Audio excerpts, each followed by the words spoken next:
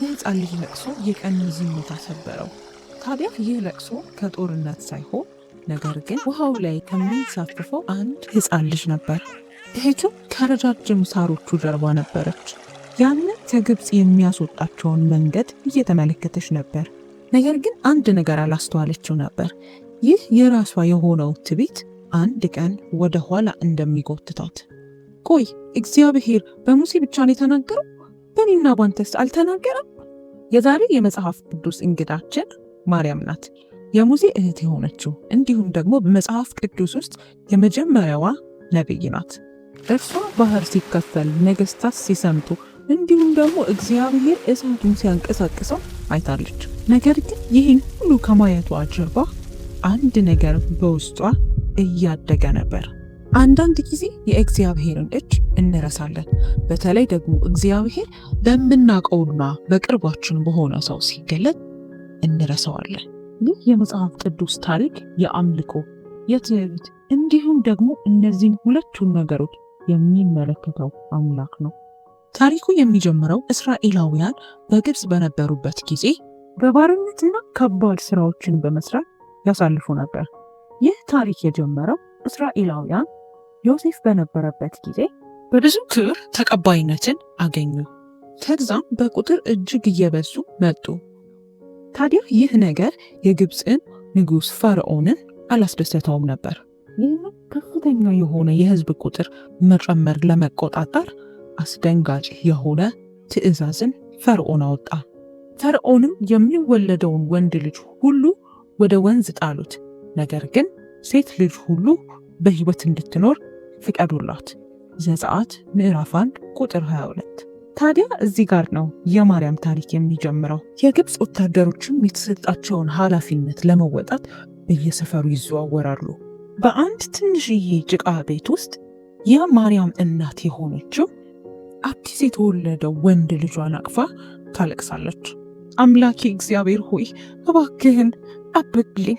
በፈርዖን ትእዛዝ መሰረት እናትየው ልጇን መደበቅ አለባት፣ ምክንያቱም ከተገኘ ስለሚገደል። እርሷም ለ3 ወር ያክል ሸሸገችው። ነገር ግን ከዚህ በላይ ከወታደሮቹ መሸሸግ ስለማትችል አንድ ሀሳብ ይዛ መጣች። እርሷም የደንገል ሳጥን ይዛ ልጇን እዙ ውስጥ አስቀመጠችው። ከዛም በወንዝ ዳር ባለ በቄጤማ ውስጥ አስቀመጠችው። ይህ ልጇን ለመጉዳት አልነበረም፣ ነገር ግን በልቧ ያለውን ትልቅ እምነት ያሳያል። የፈርዖን ትእዛዝ ሕፃኑ እንዲገደል ነበር፣ ነገር ግን እርሷ አምላኳን አምናው ነበር ልጇን እንደሚከልልላት። መጽሐፍ ቅዱስን እንዲህ ይነግረናል። ሴቲቱም ጸነሰች፣ ወንድም ልጅ ወለደች። መልካምም እንደሆነ ባየች ጊዜ 3 ወር ሸሸገችው። ደግሞም ልትሸሽገው ባልቻለች ጊዜ የደንገል ሳጥን ለእርሱ ወስዳ ዝፍትና ቀጥራ ለቀቀችው። ሕፃኑንም አኖረችበት፣ በወንዝ ዳርም ባለ በቄጤማ ውስጥ አስቀመጠችው። ዘጸአት ምዕራፍ 2 ከቁጥር 3 እስከ 4። መጽሐፍ ቅዱስ እንደሚነግረንም ደግሞ ልትሸሽገው ባልቻለች ጊዜ የደንገል ሳጥን ለእርሱ ወስዳ ዝፍትና ቀጥራ ለቀቀችው፣ ሕፃኑንም አኖረችበት፣ በወንዝ ዳር ባለ በቄጤማ ውስጥ አስቀመጠችው። እህቱም የሚደረግበትን ታውቅ ዘንድ በሩቅ ቆማ ትጎበኘው ነበር። ዘጸአት ምዕራፍ 2 ከቁጥር 3 እስከ 4። ያቺ እህት ማርያም ነበረች። እነዚያ ከረጃጅም ሳሮች ጀርባ ቆማ እነዛ የሳጥራን ሳጥኖች ላይ ትመለከት ነበር። ምን ሊፈጠር እንደሚችል እጅግ በጣም በጭንቀትና በጉጉት ትመለከት ነበር። በዚህ መሃል አንድ ድምፅ ሰማች፣ የሚሳሳቁ ሰዎች።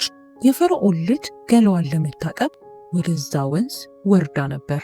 ብቻዋን አልነበረችም፣ አገልጋዮቿም አብረዋት ነበሩ። ታዲያ ወደ ወንዙ ውስጥ በገባች ጊዜ አንድ ያልተለመደ እንግዳ ነገር ተመለከተች። አንድ ትንሽዬ የቀጥራን ሳጥን።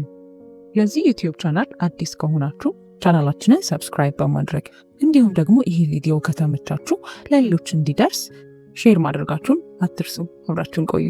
ያንንም ሳጠራ በተመለከተች ጊዜ አገልጋዮቿን ጠርታ እንዲያመጡት አዘዘቻቸው። ልክ ሳጥኑንም ስትከፍተው አንድ ቆንጆ ሕፃን ልጅ እያለቀሰ ተመለከተችው። በጣም ማዘነችለት። ወይኔ አምላኬ፣ ይህ ከዕብራውያን ሕፃናቶች አንዱ ነው። ታዲያ በዚህ ቅጽበት ውስጥ ማርያም እድሏን ለመጠቀም ብላ ተነስታ ወደ እርሷ መሄድ ጀመረች። አክብሮትና ትህትና በተሞላበት መንገድም ምናልባት ለሕፃኑ ሞግዚት የምትሆነው ዕብራዊ ሴት ላምጣልሽ? አዎ በሚገባ፣ እስቲ ይዘሽ ነይ አለቻት። ወዲያው ማርያም በሩጫ ወደ እናቷ መሄድ ጀመረች። የሄደችው ወደ ሕፃኑ ወደ ራሱ እናት ነበር። ሁለቱም እጅግ በጣም ደስተኞች ነበሩ። ታዲያ ማርያምም እናትየውን ይዛ ወደ ፈርዖን ልጅ ሄደች። የፈርዖን ልጅም ይህንን ሕፃን ወስደሽ አጥቢልኝ፣ ዋጋሽንም እሰጥሻለሁ አለቻት። ሴቲቱም ሕፃኑን ወስዳ አጠባችው። ሕፃኑም አደገ። ወደ ፈርዖንም ልጅ ዘንድ አመጣችው። ለእርሷም ልጅ ሆነላት። እኔ ከውሃ አውጥቼዋለሁና ስትልም ስሙን ሙሴ ብላ ጠራችው። ዘጸአት ምዕራፍ 2 ከቁጥር 9 እስከ 10። ትንሿ ማርያም ግን ይህ የእግዚአብሔር ሐሳብ እንደነበር፣ ትልቁ ዕቅድ ውስጥ እንደገባች አላወቀችም ነበር። እርሷም ሙሴን ለማዳን መንገድ እንደነበረች አላስተዋለችም ነበር። ከዓመታቶች በኋላ እስራኤላውያን በብዙ ድንቅና ተአምራት ከግብፅ ከወጡ በኋላ ማርያም ያቺ በሳሮቹ መካከል የነበረችው ትንሽ ልጅ አልነበረችም። አሁን ትልቅና አድጋ ነበር። ነገር ግን የእግዚአብሔርን ኃያልነት የምትመሰክር አሁን ግን ማርያም ትልቅና የእግዚአብሔርን ታላቅ ማዳን ያየች ሕያው ምስክር ሆናለች። ይህ በመጽሐፍ ቅዱስ ሁለተኛ ስለ ማርያም የተጠቀሰበት ስፍራ ነው። እሷ ደግሞ የተጠቀሰችው ልክ እንደ ነቢይ ነበር። ከቀይ ባህር ድል በኋላ እግዚአብሔር በተአምራት ስላስወጣቸው ማርያም ሰዎቹ ሁሉ እግዚአብሔርን እንዲያመሰግኑ በአምልኮ ትመራ ነበር። የአሮን እህት ነቢይቱ ማርያምን ከበሮ በእጇ ወሰደች። ሴቶችም ሁሉ በከበሮና በዘፈን በኋላ ወጡ። ዘጸአት ምዕራፍ 15 ቁጥር 20። ነገር ግን ይሄ ሁላ ነገር አልቀጠለም። ቀስ በቀስ በትዕቢትና በጥያቄ መቀየር ጀመረ። ያቺ አምልኮን ስትመራ የነበረችው አሁን ላይ አመፅን ቀስቃሽና አነሳሽ ሆናለች። የሚያስተጋባው የዝማሬ ድምፆቿ መደብዘዝ ጀመሩ። በማጉረምረምን ተተኩ። ወራቶች፣ ዓመታቶች ሲያልፉ ሙሴ የመሪነቱን ቦታ ያዘ። ነገር ግን የራሱ ወገኖች የሆኑት አሮንና ማርያም ጥያቄ ማንሳት ጀመሩ። ሙሴም ኢትዮጵያዊቱን አገባ። ይህም ነገር ማርያምን እጅግ አስቆጣት። ይህንንም የሙሴ ነገር እርሷ ውስጥ ላለው የቅናት ስሜት ልክ እንደ መሸፈኛ አድርጋ ተጠቀመችበት። ቆይ እኔ ምለው እግዚአብሔር በሙሴ ብቻ ነው የተናገረው? በእኔና ባንተስ አልተናገር? ይህንን ንግግራቸውንም እግዚአብሔር አዳመጠ። ሙሴ በምድር ላይ ከነበሩ ሰዎች ሁሉ እጅግ ትሁት ነበር። ታዲያ እግዚአብሔርም እንደዚህ አለ፣ ሙሴ፣ አሮን እና ማርያም ወደ ተራራው ውጡ፣ ሦስታችሁም ወደዚህ ኑ አላቸው። እግዚአብሔር በደመና ውስጥ ተናገረ። አሮንና ማርያም ወደፊት እንዲቀርቡ ነገራቸው። እርሱም እንደዚህ አላቸው፣ በመካከላችሁ ነቢያት ቢኖሩ እናገራችሁ የነበረው በራእይ ነው ወይም በሕልም እናገረዋለሁ። ባሪያዬ ሙሴ ግን እንዲህ አይደለም። እርሱ በቤቴ ሁሉ የታመነ ነው። እኔ አፍ ለአፍ በግልጥ እናገረዋለሁ፣ በምሳሌ አይደለም። የእግዚአብሔርን መልክ ያያል። በባሪያዬ በሙሴ ላይ ትናገሩ ዘንድ ስለምን አልፈራችሁ አለ። ዘኍልቍ ምዕራፍ 12 ከቁጥር 6 እስከ 8። እግዚአብሔርም እጅግ ተቆጥቶባቸው ነበር። ደመናውም ከድንኳኑ ተነስቶ ሄደ። በዚያም ማርያም ነበረች። ማርያምም ሰውነቷ ነጭ ሆነ፣ ለምጻምም ሆነች። አሮንም ማርያም ላይ የሆነው ነገር ሲያይ ወደ ሙሴ ሄዶ አለቀሰ። ሙሴንም እንዲህ አለው፣ ጌታዬ እባክህን ይቅርታ አድርግልን። ስለዚህ ስለ ጅል ስራችን ምሕረትን እንለምንሃለን። ከእናቱም ሆድ በወጣ ጊዜ ተበልቶ ግማሽ ስጋው እንደሞተ እርሱ አትሁን። እባክህ ምሕረትን አድርግልን። ስለዚህም ሙሴ በእግዚአብሔር ፊት ስለ ማርያም አለቀሰ። ወደ እግዚአብሔርም ጸለየ፣ እግዚአብሔር እንዲምራት። እግዚአብሔርም ሙሴን አባቷ ምራቁን በፊቷ ቢተፋባት እንኳን 7 ቀን ታፍር ዘንድ ይገባት ነበር። 7 ቀንም ከሰፈር ውጭ ተዘግታ ትቀመጥ፣ ከዚያም በኋላ ትመለስ አለው። ዘኍልቍ ምዕራፍ 12 ቁጥር 14። ስለዚህም ማርያም ከሰፈር ወጥታ ለ7 ቀን ያህል ለብቻዋ ቆየች። ታዲያ የአመፁ ውጤት ሊደበቅ አይችልም ነበር። እርሷ ነቢይት ነበረች፣ ነገር ግን ትዕቢትና ቅናቱ ወደ አመፅ መሯት። ታዲያ አሁን ባለችበት ጸጥታ ውስጥ ትሕትናንና እግዚአብሔርን መፍራት ተማረች። 7 ቀናቶች ካለፉም በኋላ ማርያም ተመለሰች። ቆዳዋም ልክ እንደ ቀድሞ ሆነ። እስራኤላውያንም ከግብፅ ከወጡ በኋላ ዕለት ተዕለት ሕይወታቸውን ቀጠሉ። ዓመታቶች አለፉ፣ ብዙ ትውልድም አለፈ። እነርሱ የተስፋይቱን ምድር ሳያዩ ያለፉት ባለማመናቸው ምክንያት ነው። እስራኤላውያንም ለተስፋይቱ ምድር የሚያደርጉትን ጉዞ ቀጠሉ። አሁን ማርያም አርጅታለች። የእግዚአብሔርን የማዳን የመግደል የመፍረድንም አቅም ሁሉ አይታለች። ይህንን ብቻ ሳይሆን ደግሞ የእግዚአብሔርን መሐሪነትና ታማኝነትንም አይታለች። አሁን ከሕዝቦቿ ጋር ተቀላቅላ ጉዞዋን ቀጥላለች። በዚህ ምድረ በዳም ማርያም ሞተች። ከዚያም የእስራኤል ልጆች ሁሉ በመጀመሪያ ወር ወደ ዚን በረሃ ወጡ።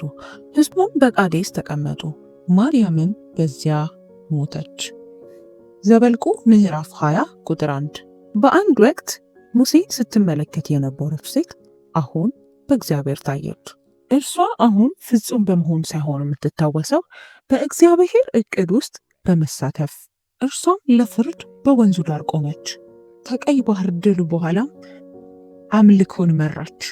እናም ለመስተካከልም በከባዱ መንገድ ሄደች። እርሷ ሕያው ምስክር ናት። እግዚአብሔር ፈጽሞ ሕዝቡን እንደማይጥል ቢያጠፉ እንኳን ያስተካክላቸዋል። ይህ የማርያም ታሪክ እንደ ታሪክ ብቻ ሳይሆን ለእኛ እንደ ማስጠንቀቂያ ነው። ማርያም የአመፅና የትዕቢት ውጤት ምን እንደሆነ ማሳያ ናት። አምላክህ እግዚአብሔር ከግብፅ በወጣችሁ ጊዜ በመንገድ ሳላችሁ በማርያም ላይ ያደረገውን አስብ። ዘዳግም ምዕራፍ 24 ቁጥር 9። እግዚአብሔር ማርያምን ከአመጿና ከትዕቢቷ በኋላ እንኳን ፈወሳት፣ ምሕረትን አደረገላት፣ እንዲሁም ስሟን አከበረላት። እናንተም በምንም አይነት ሁኔታ ውስጥ ብትሆኑ እግዚአብሔርን ብትበድሉ፣ ውስጣችሁ ትዕቢት ቢኖር፣ ቂም ቢኖር፣ ጥላቻ ቢኖር እግዚአብሔር አሁንም ቢሆን እናንተን ለመመለስ ለመፈወስ እድል ይሰጣችኋል። ዛሬ ራሳችንን መጠየቅ አለብን። እግዚአብሔር መሪ ሲያደርገን ራሳችንን ትሑት አድርገን እንመራለን ወይስ ደግሞ ልክ እንደ ማርያም ክብርን ለማግኘት እንሄዳለን? ይህንን ጸሎት አብረን እንጸልይ። እግዚአብሔር አባት ሆይ በፊትህ እንመጣለን። በእውነት ውስጣችን ምንም አይነት ትዕቢት፣ አንተን አለመታዘዝ፣ አለመስማት ቢኖር ዛሬ ምሕረትን አድርግልን።